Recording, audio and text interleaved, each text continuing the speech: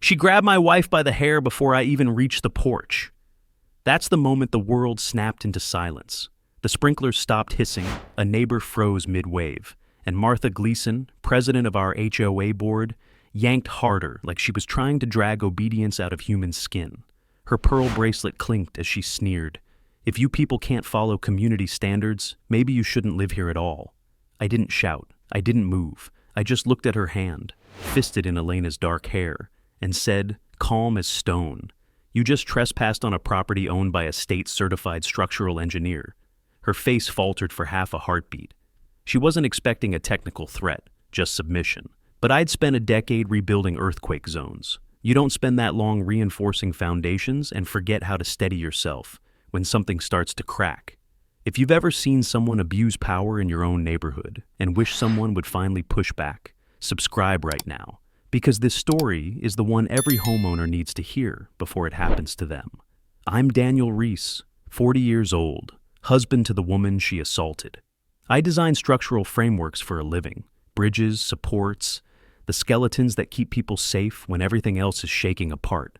I never imagined I'd need that same mindset to survive a neighborhood run by fear and fines. Our home sits at the edge of Oak Ridge Estates, right by the lake where I once helped draft the community gazebo plans. I moved here for peace, not politics. But peace doesn't survive people like Martha. She moved in 2 years ago, retired, lonely, and desperate to control something. She found power in paper fines and bylaws printed thicker than the Bible. And the worst part? Everyone bowed. Elena didn't. She loved that yard. Every plant she put in had meaning. The lavender was for her mother's migraines. The drought-tolerant shrubs came from cuttings her late father kept alive during the 2014 drought. When she tore up the old grass to plant native species, it wasn't rebellion. It was memory. But Martha didn't care about heritage or environmental law. She cared about control. She wanted every lawn to look like her sterile beige rectangle, watered twice a day while the rest of California burned. When the violation notice came, it was printed on thick cardstock, signed in ink like a royal decree. Non-conforming landscaping, $500 fine per week. We ignored it. That was our first mistake. Martha didn't just send letters, she came herself. Clipboard, sunglasses, superiority, all of it. That morning, I was tightening the bolts on our fence gate when I heard her voice cut through the quiet like a blade. "Your wife's little garden is an eyesore, Daniel." Elena stood between Martha and the yard. "These plants are protected under state water regulations," she said. "You can't demand removal." Martha smirked. "Oh, we can demand anything we vote to enforce." Then she pushed forward, snapping photos without permission. Elena reached to close the gate, but Martha jammed it open and grabbed a fistful of her hair. That's when I dropped the wrench. By the time I got to the porch, neighbors were pretending to check their mailboxes, their dogs, anything to avoid what was happening. One man filmed half of it from his truck before speeding away. Elena didn't scream. She just straightened, peeled Martha's hand away, and said quietly, "If this is your version of order, Martha, then this neighborhood deserves chaos." It was like the whole cul-de-sac exhaled at once. Martha stepped back, her mouth opening and closing like a puppet that lost its strings. I wish I could say the police came, that justice was instant. But in Oak Ridge Estates, authority wears a pastel blazer and carries a clipboard. The sheriff's deputy who showed up later told me it was a neighborhood dispute and took no statement from Elena. That night, while she iced her scalp, I stared at the framed blueprint on my office wall, the one for the gazebo by the lake, the structure I'd designed for free when I first moved here. Back then, I thought I was building a gathering place. Now, it stood like a monument to hypocrisy, a stage where Martha preached unity while punishing everyone who didn't look or live like her. I didn't know it yet, but that blueprint would become the weapon she never saw coming, because when you attack someone who understands how things are built, you forget they also know exactly how to make them fall. I didn't sleep that night. The sound of the ice cracking in the bowl beside Elena's chair was the only rhythm in the house. Every time I looked at her, I saw the red mark at the base of her scalp and felt the quiet kind of anger, the kind that doesn't shout, just sharpens. By morning, I'd convinced myself it had to be a misunderstanding, something that could be handled by policy and process. I was wrong. At exactly 9 a.m., a new envelope was taped to our front door. Same thick cardstock, same inked signature. But this time, it wasn't about plants. It read, harassment of HOA official, fine, $1,000 and mandatory disciplinary review. I laughed out loud, because what else could you do when the person who assaulted your wife fined you for it? Down the street, I saw Martha Gleason walking her small dog like nothing had happened. A few neighbors waved, others averted their eyes. The ones who saw the video from yesterday, the short clip of her hand in Elena's hair, pretended they hadn't. In Oak Ridge Estates, silence was currency, and Martha owned the mint. I decided to attend the HOA's special meeting that evening, thinking I'd at least confront her formally. But when I got there, the atmosphere felt rehearsed. The conference room at the community clubhouse was full of Martha's loyalists, sipping coffee, and pretending this was business as usual. She stood at the head of the table, pearls gleaming under fluorescent light. "Before we begin," she said, "I want to address the unfortunate rumor circulating online. I have filed a defamation report with the HOA's attorney. Certain residents have manipulated footage to create a false narrative. Let's remember, videos can be edited." That's when I realized this wasn't damage control. It was narrative warfare. She was rewriting the story before anyone else could tell it. I stood up, slow enough to make her look nervous. "The footage isn't edited," I said, "and the deputy who responded has the full timestamp." Her smile didn't falter. "Then you won't mind if we review your compliance record," she said sweetly. "Your yard has multiple infractions. Dead branches, unpainted trim, and that—" She gestured to the drought plants outside the window. "Unsanctioned foliage." I met her gaze. "You know you broke state conservation law by issuing that violation, right? Section 475.3. You can't penalize water-efficient landscaping." For a moment, the air stilled. A few homeowners exchanged glances. Martha's smile cracked, but only slightly. "That statute doesn't apply to private communities," she lied, waving her clipboard. That was the tease of power I needed to plant. Because if she wanted to make this about laws, I lived in a world where laws were blueprints, measurable, traceable, and eventually collapsible under pressure. I left the meeting before she could file another bogus complaint. Outside, dusk had turned the lake silver. The gazebo I'd designed stood in the reflection like a ghost, beautiful and hollow. Elena was waiting in the car, wrapped in her cardigan. "How bad was it?" she asked. "They're closing ranks," I said. "She's rewriting what happened." Her jaw tightened. "And everyone's letting her." Not everyone, I thought, but I didn't say it aloud. Because as I left, I'd seen someone linger behind Martha's chair. Lydia Tran, the HOA secretary. She'd looked at me the way people do when they've seen too much and can't unsee it. That night, I logged into the HOA's online portal, hoping to download the official minutes of the meeting. What I found was worse than expected. The report was already live, time-stamped 5 minutes after I walked out. It claimed I had verbally threatened the HOA president and used aggressive posturing. The line about the assault was gone. Elena read over my shoulder. "She's rewriting everything," she whispered. "Yeah," I said, "but digital footprints don't vanish. They just hide under versions." I saved a copy and checked the edit history. The metadata showed the report had been uploaded from Martha's personal account, not Lydia's. That detail mattered. It meant she'd violated procedural rules, signing and publishing without board approval. One wrong move in administration, one misuse of authority, could make the entire HOA's decisions voidable.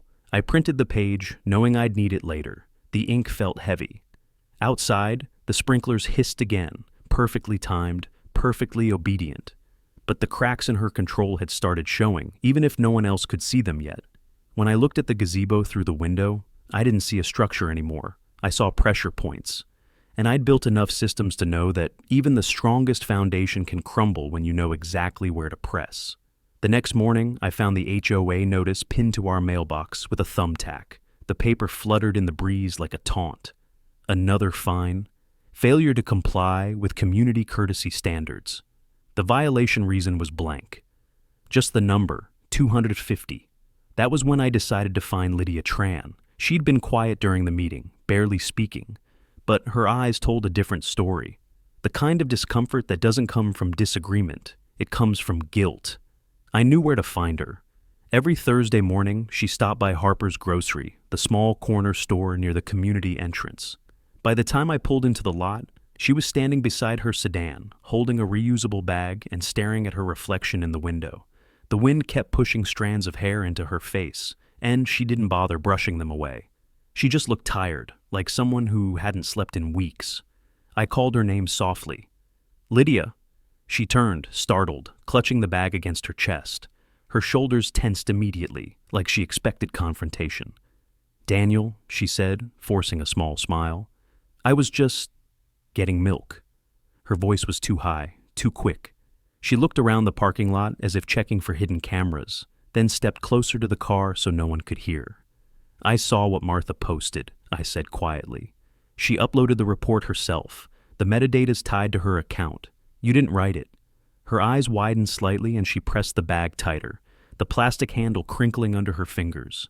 "You can't—" She stopped mid-sentence, glancing toward the street.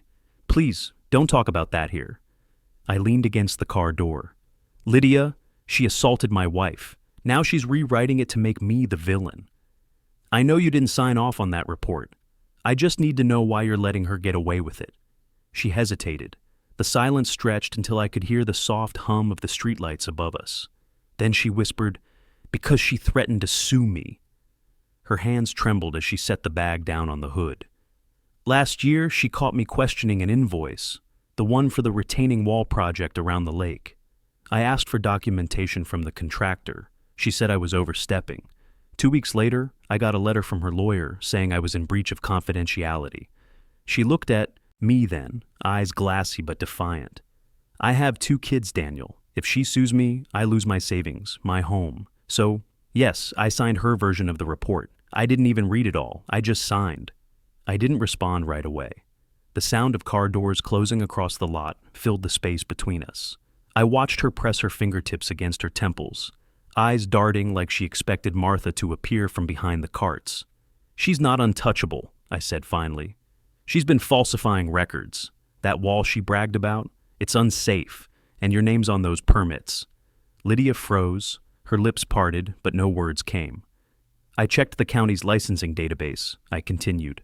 "The contractor she used, R. Delling Construction, had their license suspended in 2018. That means every inspection signed under their name since then is void. If that wall fails, she's not the only one liable." Her breathing quickened. She gripped the edge of the hood until her knuckles whitened. "She told me the paperwork was updated. She said the renewal was pending." "It's not," I said, "and the state record shows she never filed a correction. You're listed as secretary on every approval document. You could take the fall."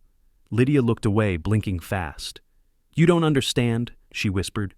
"She controls everything. The minutes, the votes, the emails.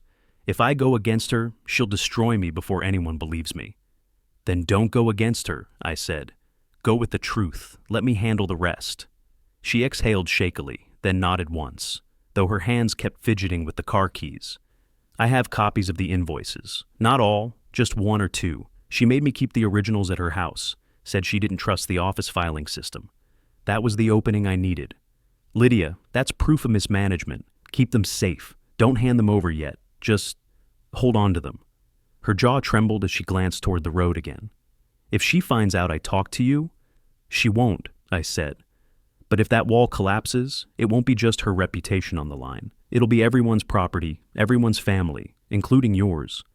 Lydia nodded slowly, her expression hollow but resolved. "You're right," she whispered. "You're absolutely right." Then she looked at the ground and added, "I wish I'd recorded that meeting." As she walked away, her shoulders still tight and guarded, I realized something. Fear had built stronger walls in this neighborhood than any contractor ever could. But walls, no matter how thick, always crack first from the inside. By Saturday, Martha's retaliation had gone from petty to predatory. The HOA's courtesy inspectors started circling our block 3 times a day. Men in cheap polos carrying tablets, taking photos of mailboxes and house numbers like paparazzi on payroll. They weren't licensed, and they never spoke, just watched. From my porch, I tracked every move. They lingered longer in front of my house than anyone else's, like it was part of the job description. When I stepped out with my coffee, they turned away fast, pretending to check something on their screens. But one of them, tall, nervous, probably new, accidentally left a clipboard on the curb when he hurried off. I picked it up. The logo said Oak Ridge Compliance Team, but the company name underneath, Harlan Residential Enforcement, LLC, wasn't listed in the county registry. No license number, no contractor ID, nothing. Which meant Martha had hired an unregistered firm to conduct private surveillance on homeowners. I took photos of the clipboard and locked it in the garage. If she wanted to play by rules, she'd just broken several. That evening, Elena and I sat in the living room with the blinds half closed.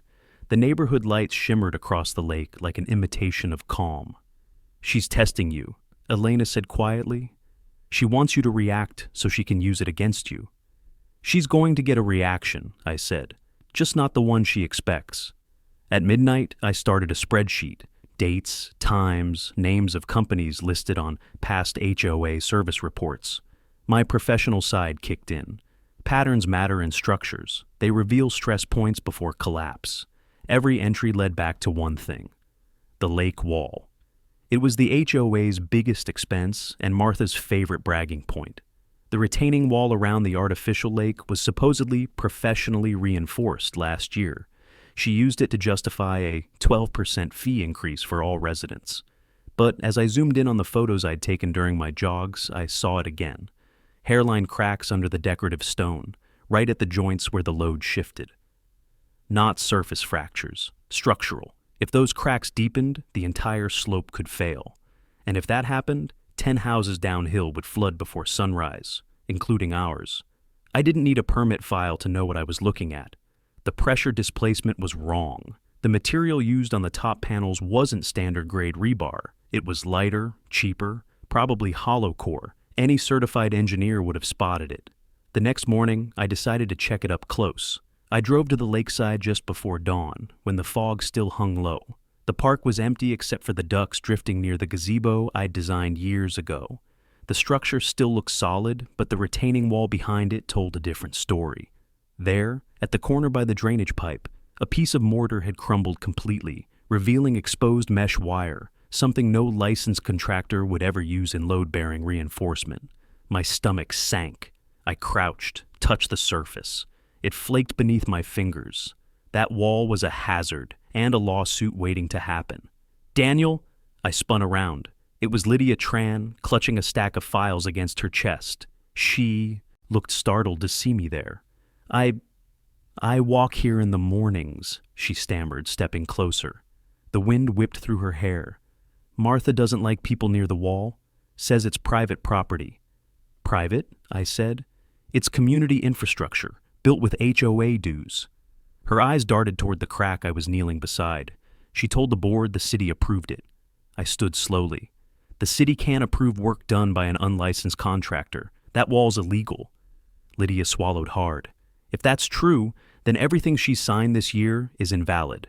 "It is," I said. "And if I can prove it, she's finished." She hugged the folder closer, knuckles pale. "Be careful, Daniel. She has friends on the county zoning board, people who owe her favors." "I'm not afraid of favors," I said. "I'm afraid of gravity. And right now, that wall's got both working against her." As Lydia left, I watched her walk away, her steps uneven, shoulders drawn tight like someone carrying a secret too heavy to hide. She didn't look back once. When the first sunlight hit the water, it reflected off the crack in the wall like a warning flare. And in that moment, I realized what Martha didn't. Power built on deception never holds its weight. It only pretends to, until the right pressure point finally gives way. The next HOA letter didn't arrive by mail. It was hand-delivered. I heard the knock just after lunch and opened the door to find a man in a reflective vest holding a clipboard. "Mr. Reese?" he asked flatly. "Notice of compliance assessment." He handed me a sealed envelope, nodded once, and left without another word. The envelope smelled faintly of fresh toner. Inside was a 2-page notice accusing me of interfering with official inspections and spreading misinformation regarding community infrastructure. At the bottom, Martha's signature gleamed like a brand. That phrase, community infrastructure, stuck out. She was covering tracks. I drove straight to the city planning office, a squat building with beige walls and old posters about zoning reform. The clerk at the counter looked half asleep until I mentioned Oak Ridge Estates. Her eyebrows lifted. "We've had a few odd permits from that community," she said. "Something about a retaining wall project last year. That was my in." "Can I see who filed them?" I asked. She disappeared into the back, the hum of the printer filling the silence. When she returned, she carried a folder thick with stapled forms. "These are public records," she said. "You can view them here. No copies without authorization." I flipped through each page, scanning the approval stamps. Every signature bore Martha Gleason's name, but one document stopped me cold. The final structural certification listed a contractor license number. It looked official at first glance, but my eye caught the detail instantly. The font spacing was wrong. Someone had retyped it. I wrote down the number and stepped into the hallway. The city's licensing database was public, so I pulled it up on my phone. The number belonged to R. Delling Construction, and their license had been suspended for safety violations 3 years ago. That was it. Proof. The entire retaining wall had been signed off under an invalid license. I leaned against the cool tile wall, my mind spinning. It wasn't just illegal, it was dangerous. Martha hadn't only broken HOA protocol, she'd risked every homeowner's safety for the sake of her beautification project. When I got back to the car, I called Lydia. She answered on the third ring, her voice low. "Daniel, I can't talk long. Martha's in the office." "Listen carefully," I said. "That contractor she used, Delling, was suspended. Every permit she filed under that name is invalid. You understand what that means?" There was a pause, then a sharp inhale. "It means every safety report, every expense, is fraudulent." "Exactly. You said she made you sign one of them. That's forgery and misrepresentation under HOA statute. If we bring this to the city, she loses everything." "Daniel," Lydia whispered, "you're talking about taking down the entire board. I'm talking about keeping people's homes from sliding into the lake." Silence stretched again. When she spoke, her voice trembled. "Meet me tonight, by the gazebo. After 8. I can show you something." The line went dead. That evening, I parked near the community center. The air was thick with humidity, the lake still as glass. The gazebo lights flickered on automatically, casting long reflections across the water. Lydia arrived late, walking fast, clutching a manila folder to her chest. Her hands shook as she passed it to me. "These are copies of invoices Martha hid. She paid Delling in cash for the wall reinforcement and marked it as a landscaping expense to bypass audit review." Inside were 4 receipts, all dated within the same week the wall was supposedly certified. Each bore Martha's initials. I looked up at her. "Why are you giving me this?" "Because I can't keep pretending," she said. "She's been using my name to sign off on things I've never seen. And if the city investigates, I'm the one they'll blame first." Her breathing was shallow, her eyes darting to the shadows behind us. "She knows people are talking. Yesterday she told me to delete last year's meeting recordings. I told her I did." She swallowed hard. "I didn't." I gripped the folder tighter. "Lydia, you just gave me enough to end her career." She exhaled shakily. "Then make sure you end it fast." As she hurried away, I looked toward the lake. The cracks in the retaining wall caught the light, spiderwebbing beneath the surface reflection. Each one was a countdown. For the first time since this started, I knew exactly how to bring her down, through the system she thought she controlled. I took Lydia's invoices and left the folder open on my desk as I walked the office floor. Colleagues gave polite nods, people who trusted me to fix things that were supposed to hold. The firm's walls were framed with bridge schematics and retrofit plans. They reminded me structure mattered more than headlines.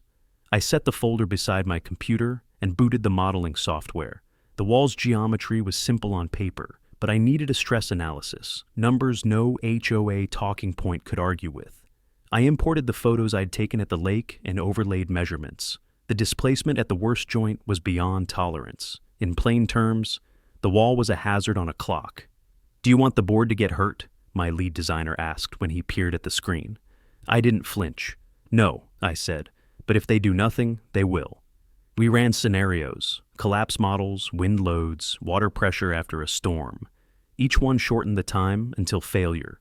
Under a conservative estimate, a washout could happen within months. Under heavy rain, it could be days.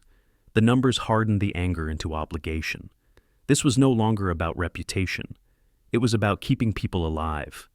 I called Elena on my way out. She'd been tending the garden like it was a small memorial. "How's it going?" she asked. "I ran the models. It's worse than I thought," I said. She was quiet a long beat. "We can't wait," she said finally. "If something happens in the night—" Her voice broke. "I'll never forgive myself." Her words focused me. I committed to gather technical evidence, present it to the City Structural Safety Division, and demand an emergency inspection and remedial action. If the city refused, I'd hire a forensic engineer and push this into the public record. That was the path Martha hadn't accounted for, turning expertise into public accountability. Back at the office, I drafted the report. The first section was background, dates, photos, and Lydia's receipts. The second section went deep. Calculations, finite element models, a table showing expected displacement over time, and clear recommendations. Immediate closure of the lakeside park, temporary shoring of the wall, and a full forensic audit of contractor records. I printed copies and stamped them with my firm's letterhead and license number. I called Priya Nair, a civil engineer who consults for the county. Priya answered. "Meet me at the site at dawn," she said. "If your numbers are right, I'll back you up." That night, I dropped a sealed envelope at the City Structural Safety Division with a cover letter and my report. I included Lydia's invoices as exhibits and requested an emergency inspection. The submission stamp felt like a small victory. I didn't sleep. Around 2 a.m., a thunderstorm rolled over Oak Ridge. Rain hammered the roof. I lay awake, imagining water soaking the soil behind the wall. Each gust felt like another meter of soil leaning toward the edge. At 5:30 a.m., Priya called. She'd reviewed my preliminary files and sounded steady, which meant the results were dire. "I'll meet you in 20, she said. "Bring gloves." Outside, the neighborhood smelled like wet earth. I locked the gate and drove to the lake. Lydia was already there, small in the dim light, hands in her pockets. Elena's cardigan was slung over her shoulders. Priya arrived with a toolbox and clipboard. She looked at the wall, then at my models, then back at the mortar. "You did your homework," she said. "I'll tell the city the same thing." Priya dialed her county liaison and said she was en route with preliminary observations. Lydia handed me a copy of the hidden receipts again and whispered that she'd arranged to keep originals at a safe place. I felt the weight of every neighbor's home settle onto my shoulders. This wasn't small anymore. There was no turning back now. By sunrise, word had already spread that city inspectors might be coming. The neighborhood's group chat buzzed with nervous emojis and questions about rumors. I didn't answer any of them. I was at the community clubhouse, waiting for Lydia. She'd called at dawn, her voice shaking, saying she needed to tell me something before the board found out. The clubhouse smelled of lemon cleaner and stale coffee. Morning light sliced through the blinds, striping the conference table where Martha's laminated Rules of Conduct sign sat front and center. Lydia arrived 10 minutes later, sunglasses on, clutching a paper folder so tight it looked like she was holding it together by willpower alone. She hesitated at the door, scanned the room, then locked it behind her. "Martha thinks I deleted everything," she said softly. But I didn't. I motioned for her to sit. Her hands trembled as she laid out her files. "I made copies of every meeting recording since last year," she said.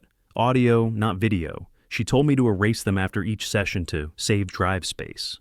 But I archived them on a hidden backup drive." I leaned forward. "Do they include the wall project?" Her throat bobbed as she swallowed. "Every minute of it, including the day she approved Delling construction." I warned her the license looked expired. She said, and I quote, "The state never checks unless someone dies." For a second, neither of us spoke. I stared at the folder, the weight of that line sinking in like a dropped anchor. "Lydia," I said quietly, "this isn't just misconduct. That's criminal negligence." She nodded, twisting her wedding ring nervously. "There's more. She falsified the vote count for that project. The motion never passed. Only 2 board members approved, but she edited the minutes to make it unanimous." I could hear the paper crinkling beneath her fingers as she fidgeted. "She changed my digital signature. I didn't even know until I saw the final report." The rage that hit me wasn't loud. It was cold and focused. "Why didn't you go to the city?" Her eyes filled instantly. "Because she told me she'd sue me for defamation and report me to the state registry for Administrative fraud. She said I'd never work again. She looked down at her hands, nails biting into her palms. I believed her. Her voice cracked as she continued. I kept telling myself she'd stop if people pushed back, but no one ever did. Everyone just wanted peace. That line gutted me because it was true. Peace was what allowed her to keep winning. I opened the folder. Inside were 5 labeled flash drives and a printed transcript of a board meeting dated 6 months earlier. At the bottom, in Martha's clipped tone, were the words, "The public doesn't need to know what's legal as long as they believe it is." "Do the recordings prove that?" I asked. She nodded once, eyes wet. "They prove everything." I exhaled slowly. The plan had been to rely on structural evidence, the engineering side. But this changed everything. With the recordings, it wasn't just a safety violation. It was deliberate fraud. "You did the right thing keeping these," I said. She shook her head. "No, I waited too long. And now the inspector's coming tomorrow. If she finds out, she'll blame me for all of it." "She won't have the chance," I said. "The report's already submitted under my license. The city will verify before she can interfere. All you need to do is stay out of sight." Lydia pressed her lips together, tears threatening but never falling. She stood and paced to the window, peeking through the blinds. "You don't understand what she's like when she panics. She knows people. She's got favors banked everywhere, from the zoning officer to the HOA lawyer. Once she feels cornered..." She trailed off, her arms wrapping around herself like she was trying to disappear. I rose from my chair, then let her panic. The stronger the wall looks from the outside, the faster it collapses when you pull the right support. She turned, studying me through glassy eyes, then nodded slowly. "Then I guess we're both engineers now," she whispered. When she handed me the flash drives, her fingers lingered against mine just a moment too long, like she was passing the weight of her fear into my hands. As she left, she didn't look back. I tucked the drives into my jacket pocket. Outside, the morning sun reflected off the lake through the clubhouse windows, bright enough to sting my eyes. Somewhere across the street, Martha's dog barked, sharp and relentless, like it knew a storm was coming. I drove straight from the clubhouse to my office, the flash drives burning a metaphorical hole in my pocket. The morning rush blurred past, same faces, same coffee lines, but everything around me felt sharper, like the world had narrowed to a single objective. I parked, locked the door, and pulled the blinds before powering up my workstation. Each drive was labeled meticulously: budget sessions, wall approval, emergency vote, amendments, meeting, March. Lydia's handwriting was small and slanted, like she wanted to leave no fingerprint behind. I loaded the wall approval file first. Martha's voice filled the speakers, calm, smug, commanding. "We'll call it reinforcement, not reconstruction. The city doesn't check reinforcement permits under $20,000. That keeps it off the oversight list." Another voice asked about inspection. Martha's reply was a dagger. "Inspection? Delling will stamp it. He owes me for that landscaping job I got him last year. No one will notice the license gap." I stopped the playback and leaned back, pulse hammering. The timestamp matched the same week the permits were filed. This wasn't negligence anymore, it was willful deception. I opened the second file. "Let's skip the vote tonight," Martha said. "We'll record it after I have signatures. People trust my version anyway." Her words were casual, confident, proof of deliberate falsification. I clipped the relevant audio sections and added them to my report. The evidence package was now airtight. Structural instability confirmed by modeling, illegal permits verified through public records, and now recordings of intentional fraud. Together, they formed a perfect storm she couldn't talk her way out of. Still, I needed the city to act fast before Martha learned what was coming. I called Priya Nair, the county consultant who'd seen the wall. "Priya, I've got full confirmation," I said. She used a suspended contractor and faked board approval. Her tone sharpened. "You're certain?" "I've got the recordings." "Then we'll escalate to the director level," she said. "They can authorize a safety inspection under emergency provisions. I'll log the formal request myself." "Do it today," I said, "before she can bury anything." While Priya coordinated the legal side, I handled the digital one. I prepared a secure drive with all evidence: audio, invoices, structural analysis, and backed it up to a private server under encrypted timestamp. Then I drafted a summary letter addressed to the City Structural Safety Division, citing Public Safety Clause 19B, Negligent Infrastructure Endangerment. I printed 2 copies, one for the city, one for insurance. Martha had weaponized bureaucracy against everyone.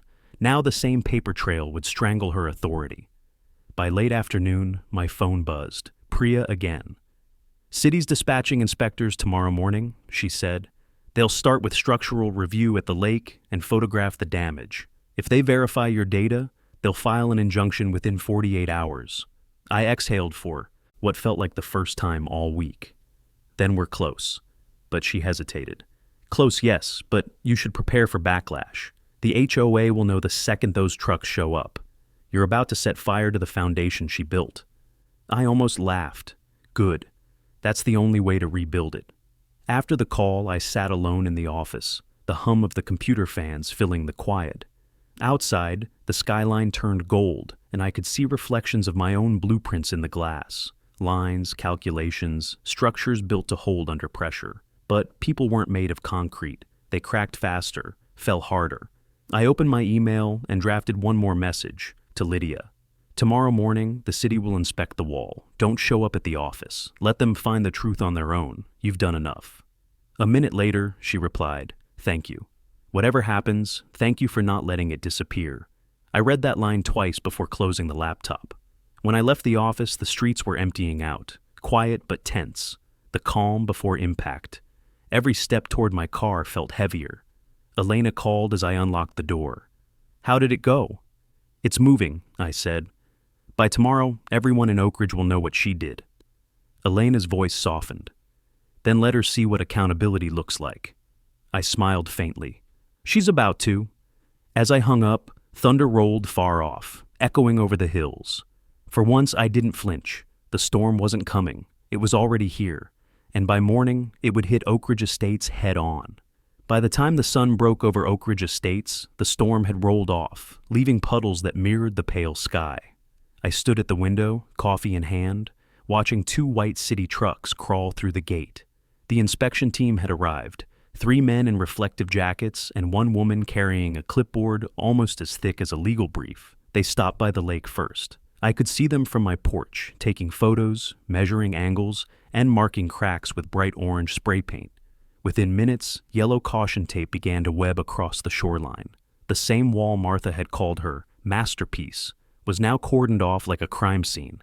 Elena joined me at the door, her hair still damp from the shower.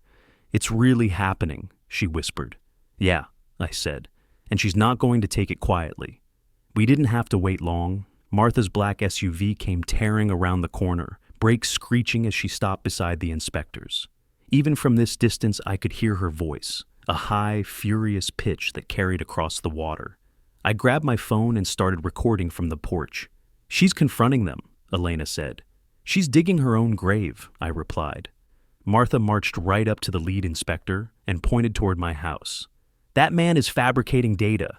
He's been harassing this board for weeks with lies and illegal surveillance." The inspector didn't flinch. He raised his ID badge and spoke calmly, though I couldn't make out the words. Martha's gestures grew more frantic. One of the crew members set a small cone near her shoes, forcing her to step back. It wasn't defiance that stopped her. It was authority. For the first time, I saw her look uncertain. The confrontation drew a crowd. Neighbors emerged from their driveways, whispering, recording, pretending to check mail they didn't have. Lydia appeared near the sidewalk, her hair pulled back, face pale. She caught my eye but didn't move closer. I could tell her hands were shaking even from across the street. Moments later, the inspector gestured toward the wall again. Martha followed, still fuming, still trying to control the narrative. But as soon as he tapped the concrete with his measuring rod, part of the mortar flaked away and dropped into the water below. The sound echoed, a brittle snap, like a bone breaking underwater.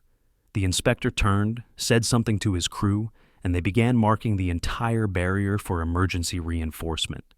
Elena gasped softly beside me. "That's it," she said. "That's the proof." I nodded, but I wasn't celebrating yet, because I knew Martha wouldn't give up until she found a way to spin it. Sure enough, half an hour later, She stormed into the HOA office, a brick annex beside the clubhouse, and slammed the door behind her. Lydia followed minutes later, looking like she'd been summoned. I crossed the street, ignoring the warning signs on the lawn. Through the window blinds, I saw Martha pacing the office like a caged animal. Lydia stood by the file cabinet, hands clasped tightly in front of her. Martha's voice was sharp even through the glass. Delete the minutes from last April. Delete everything about the contractor bids. If anyone asks, we voted unanimously for temporary reinforcement, not reconstruction. Lydia didn't move. Did you hear me? Martha snapped. Finally, Lydia spoke, her voice trembling but clear. You lied to the board, Martha. You used a suspended license. The city knows. Martha froze, eyes narrowing. You've been talking to him, haven't you? Lydia's silence was her answer. Martha took a step closer. Do you realize what you've done? If that wall fails, you'll be liable too. You signed those forms. Lydia's chin lifted. I signed them under coercion, and I kept the recordings. The words hit hard enough that I saw Martha's knees lock. I pushed open the door before she could lunge or shout. The room smelled like paper and stress. City's already copied everything, I said. Deleting won't save you. Martha turned toward me, face flushed with rage. You think this is over? It's already over, I said. You just haven't seen the paperwork yet. Lydia backed away from her, toward the door. Her hands were trembling again, but her eyes were steady. Now, relieved, almost free. Outside, sirens wailed faintly as another city vehicle approached. The inspector had called in reinforcements to seal off the area. I looked at Martha one last time. You built your authority on fear, I said. Now it's collapsing under the same weight. She didn't answer. For once, she didn't have words. When I stepped outside, Lydia followed, inhaling the open air like someone who'd been holding her breath for a year. She turned to me, voice low. Thank you. I couldn't have done it alone. You didn't, I said. You just did the hardest part.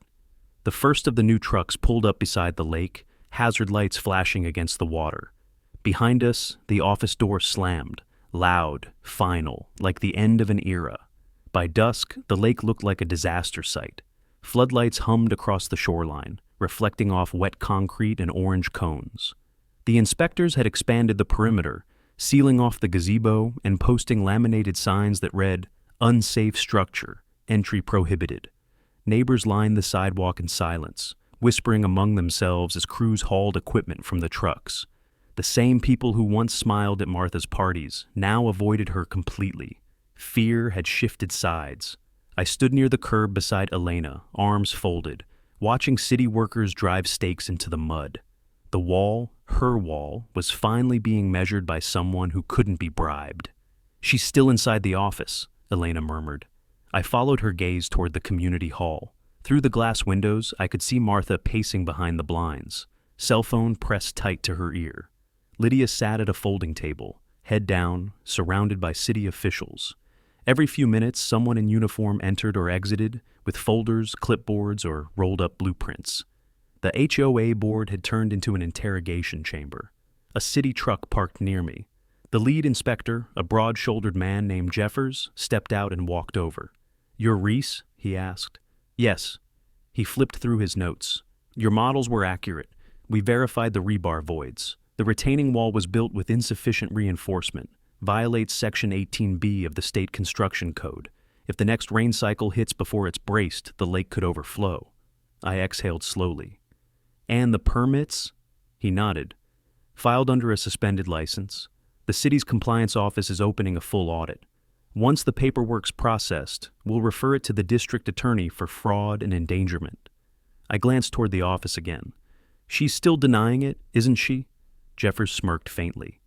"She can deny whatever she wants. We've already pulled the county registry logs." He closed the folder and extended a hand.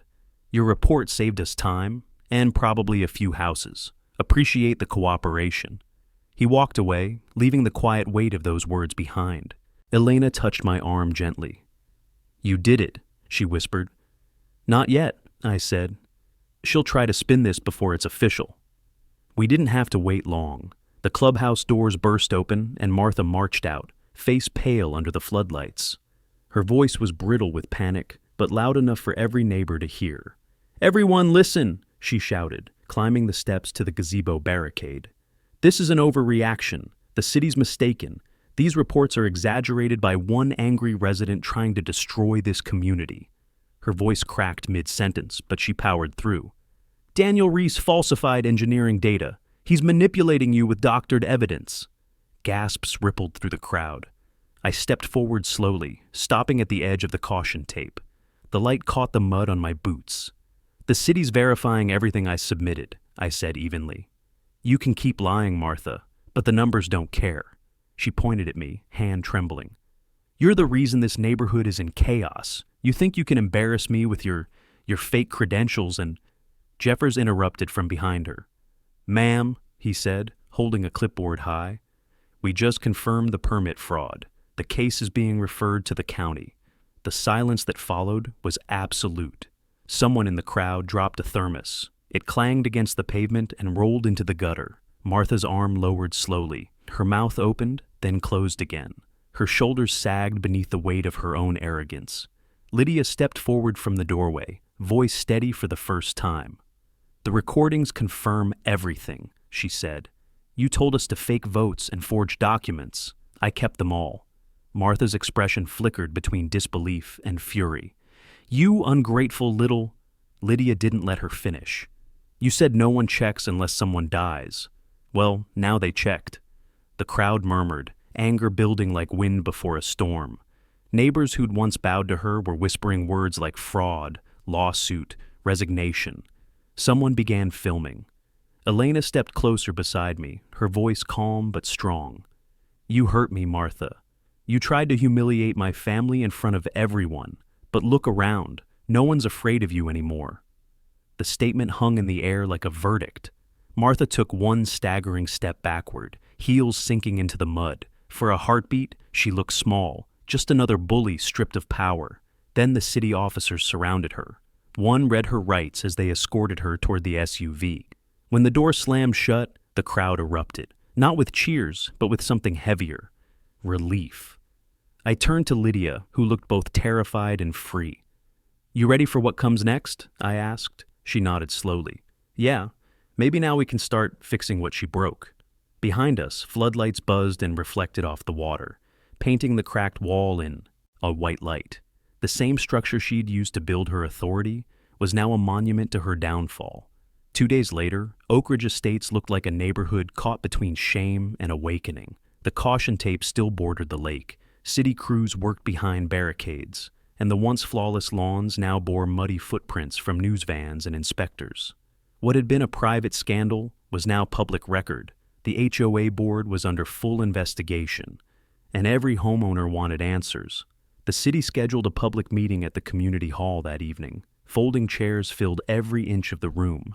Cameras from the local news station lined the back wall, and a low murmur filled the air like static before a thunderstorm. It wasn't an HOA gathering anymore.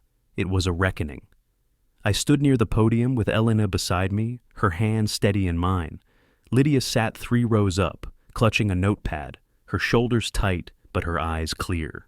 Jeffers and 2 city officials flanked the side of the stage, reviewing documents for the hearing. The new interim chair, a soft-spoken retired teacher named Mr. Keene, called the meeting to order. Residents of Oak Ridge Estates, he began, voice trembling through the mic. This meeting is to address the findings from the city's inspection and to establish temporary leadership for the HOA pending legal review. Whispers spread through the room. Cameras clicked. Then the side door opened, and Martha Gleason entered with her attorney, a man in a gray suit who looked like he charged by the minute. The crowd turned as one. The sight of her sparked a mix of outrage and disbelief. She walked down the aisle like she still owned the place, though her posture faltered when she saw the city officials. Mr. Keene gestured for quiet. Ms. Gleason, you've been invited to respond to the city's findings. Martha straightened, voice taut but composed. I have served this community faithfully for 6 years. Every action I took was to protect property values and uphold standards. The recent allegations are politically motivated by residents who don't respect authority or order. Boos rippled through the audience. A man in the back shouted, "You endangered our homes!" Another yelled, "You assaulted his wife!" Elena's fingers tightened around mine. I could feel her pulse racing, but her gaze didn't waver. Martha raised her chin. The so-called structural concerns were exaggerated by an engineer with a personal vendetta. He falsified data and colluded with a former board member to tarnish my reputation. That was it, the lie too far. I stepped forward to the microphone. The report you're calling falsified saved this neighborhood from a collapse that could have cost lives. She sneered. You don't understand governance, Mr. Reese. You built bridges, not communities. Maybe, I said. But I also know when something's about to fall apart. The projector screen behind us flickered to life as Jeffers connected his laptop. Per city protocol, he said, we'll now play verified audio evidence provided by Ms. Tran, corroborated by timestamp. The room dimmed as Lydia stood, visibly trembling, and nodded toward him. Her hands fidgeted at her sides as the first recording played through the speakers. Martha's voice, unmistakable. We'll call it reinforcement, not reconstruction. The city doesn't check under 20,000. Gasps broke across the room. Someone muttered, "That's her voice." The next clip hit harder. The public doesn't need to know what's legal as long as they believe it is. The murmurs turned to outrage. Chairs scraped. Someone shouted, "You lied to us!" Martha's attorney rose abruptly. "This is taken out of context." Jeffers cut him off. "Context doesn't change a forged signature." Lydia looked like she might crumble under the attention, but she lifted her head high and said into the mic, "I signed those documents under pressure. She used my name to legalize fraud." Applause erupted, loud, raw, human. Martha slammed her palm against the table. "You're all ungrateful. I built this community from the ground up." I stepped closer to the podium, meeting her eyes. "No, you built walls and called them unity. You called fear leadership. And now those walls are coming down." The crowd roared, not chaos, but something stronger. Relief, vindication. The cameras caught everything. Martha turned to leave, but city officers blocked the exit. Jeffers read aloud the notice of temporary HOA suspension under municipal order. Her shoulders slumped. The fight was gone. Elena leaned toward the mic, her voice steady and clear. "Control doesn't make a community," she said. "Accountability does." The hall went silent for a heartbeat. Then applause thundered again. Neighbors standing, clapping, crying. And just like that, the power shifted for good. The storm over Oak Ridge had finally broken, leaving behind a sharp, clean stillness. A week had passed since the public meeting, and the air felt different, lighter somehow, like the neighborhood had finally started breathing again. The yellow caution tape around the lake was gone, replaced by scaffolding and work crews under city supervision. For the first time in months, the sound of construction didn't mean control. It meant repair. Elena and I stood by the edge of the property, watching workers anchor the first beams of the new retaining wall. Lydia waved from across the path, a clipboard in hand, now acting as interim HOA secretary under the city's oversight committee. She looked exhausted but proud. The community that once bowed to fear was learning what collaboration looked like. "Feels strange," Elena said softly, "hearing hammers instead of rules." "Yeah," I said, "strange in a good way." The investigation had confirmed everything. Martha's falsified permits, her forged board votes, her backdoor contractor payments. They were all documented. The city issued formal charges for fraud, endangerment, and financial misrepresentation. She'd been removed from the HOA entirely, her house placed under lien for unpaid restitution. Oak Ridge Estates would never carry her name again. The lake shimmered under the morning light. It was still, but beneath the calm water, the soil was being reinforced, rebuilt properly this time. Watching it felt personal, like seeing a fracture finally set straight. Lydia crossed over and joined us. "The city approved your redesign," she said. "They want you to oversee the rebuild personally." I smiled faintly. "Guess I'll be fixing the things she broke after all," she nodded. "You should. The community trusts you now." Behind us, several neighbors gathered near the park benches, the same ones who once looked away whenever Martha patrolled. One of them, an older man named George, raised his hand in greeting. "Glad to see real engineers running things again," he called out. Laughter followed, light and genuine. It didn't sound like mockery. It sounded like relief. Elena's gaze drifted toward the gazebo, now wrapped in safety tape awaiting reconstruction. "That place used to make me feel small," she said quietly. Now it looks empty without her. Good, I said. It means it's ready for something new. A light breeze carried the faint smell of wet wood and paint. Lydia exhaled, her shoulders loosening. You know, she said, I thought I'd regret coming forward, but seeing this, I don't. You shouldn't, I said. You built the bridge between silence and truth. She smiled, small but real. And you tore down the wall. For a moment, the three of us just stood there, listening to the rhythmic clang of tools and the distant sound of children playing by the reopened park. It was the same neighborhood, but it finally belonged to the people again. That afternoon, the city hosted a short press event to announce the reconstruction plans. Reporters asked questions, homeowners clapped, and local officials thanked community cooperation for restoring integrity. I didn't say much, just stood beside the plans and let the work speak for itself. When it ended, Elena took my hand, her eyes catching the glint of the lake. You know, she said, I think she thought grabbing me would make me bow. She thought wrong, I said. Elena smiled softly. She taught me something anyway. What's that? That calm doesn't mean weakness. Sometimes it's the sound before a wall falls. Her words hit deeper than she knew, because that's exactly how this all began. Not with shouting, but with quiet defiance.